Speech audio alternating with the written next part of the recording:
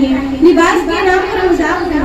مثلاً اگر کوئی عورت ایسا لباس پہن رکھی ہے کہ لوگ اس کے جسم کی اعضاء کی نمائش ہوتی رہیں اور پھر یہ چاہتی ہے کہ میری طرف کسی کی نظر نہ پڑے، تو بتائیے مذاق نہیں کرتے ہیں۔ کوئی اتنا ٹائٹ اور فٹنگ لباس پہن رکھی ہے کہ اس کے اوپر بدن کے اعضاء جھلک رہے ہیں اور پھر کہتی ہے کہ میں چاہتی ہوں کہ میری طرف غیر مرد کی نظر نہ پڑے، تو بتائیے مذاق نہیں ہے تو کیا ہے؟ لہٰذا اگر آپ چاہتی ہیں کہ میری طرف کسی کی نظر نہ پڑے تو آپ سیدہ فاطمہ کی سیرت کو اپنائیے، تو آپ سیدہ عائشہ کی سیرت کو مطالعہ کیجیے اور انہیں کی زندگی پر اپنی زندگی گزارنے کی کوشش کیجیے۔ محترمہ سامعات، جس گھر میں مرد عورتیں رہتی ہیں لازم سی بات ہے مرد حضرات بھی رہتے ہیں۔ مثلاً اگر بیٹی ہے تو بھائی کوئی نہ کوئی بھائی ضرور ہوگا، والد صاحب ضرور ہوں گے، چچا ذات بھائی ضرور ہوں گے، پھوپھی ذات بھائی ضرور ہوں گے۔ لیکن جب ہمارے گھر کی بچی ایسا لباس پہن کر گھر سے باہر جاتی ہے کہ روڈ راستوں پر آوارہ قسم کی لڑکی جو اسے دیکھ کر لطف اندوز ہو، اس کی نظر تو اس کپڑے پر بعد میں پڑتی ہے۔ ایسا لباس پہن کر گھر سے باہر جائے کہ لوگ اسے گندی نظروں سے دیکھیں، اس کی نظر تو اس میں بعد میں پڑتی ہے۔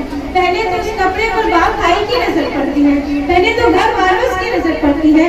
اللہ اکبر! کوئی باپ یہ کیسے گوارا کر لیتا ہے کہ میری بیٹی ایسا لباس پہن کر گھر سے باہر جائے کہ لوگ اسے گھور گھور کے دیکھیں؟ کوئی بھائی یہ کیسے گوارا کر لیتا ہے کہ میری بہن ایسا لباس پہن کر باہر جائے کہ لوگ اسے گندی نظروں سے دیکھیں؟ کوئی ماں یہ کیسے گوارا کر لیتی ہے کہ میری بیٹی ایسا لباس پہن کر جائے کہ لوگ اسے نیچ اور گھٹیا نظروں سے دیکھیں؟ تو اس سے یہی سمجھ میں آتا ہے کہ ماں بھی اسی بے حیائی میں راضی ہے، بھائی بھی اسی بے حیائی میں راضی ہے اور باپ بھی اسی بے حیائی میں راضی ہے۔ میرے اسلام کی مقدس شہزادیوں، باپ بھی یہی چاہتا ہے کہ میرے بیٹے کے حسن و جمال کا چرچا ہو، بھائی بھی یہی چاہتا ہے کہ میری بہن کی خوبصورتی کا چرچا ہو، ماں بھی یہی چاہتی ہے کہ میری بیٹی کے حسن و زبائش کا چرچا ہو۔ میرے اسلام کی مقدس شہزادیوں، وہ شخص جو اپنی اولاد کی تربیت نہ کرے، یعنی دنیا میں رہنے کے باوجود اپنی اولاد کو زیور حیا سے آراستہ نہ کرے، بالخصوص اپنی بچیوں کو انہیں مرنے دیجیے تب معلوم ہوگا کہ دنیا میں رہ کر اولاد کی تربیت میں غفلت برت کر انہوں نے کتنی بڑی غلطی کر دی ہے۔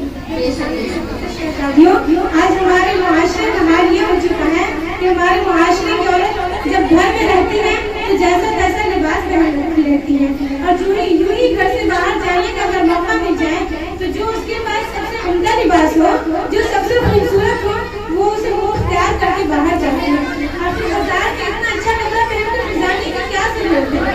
آپ کس کو دکھانے جا رہے ہیں؟ جو آپ کو دیکھنے والے ہیں وہ تو آپ کے گھر میں ہیں۔ اللہ کے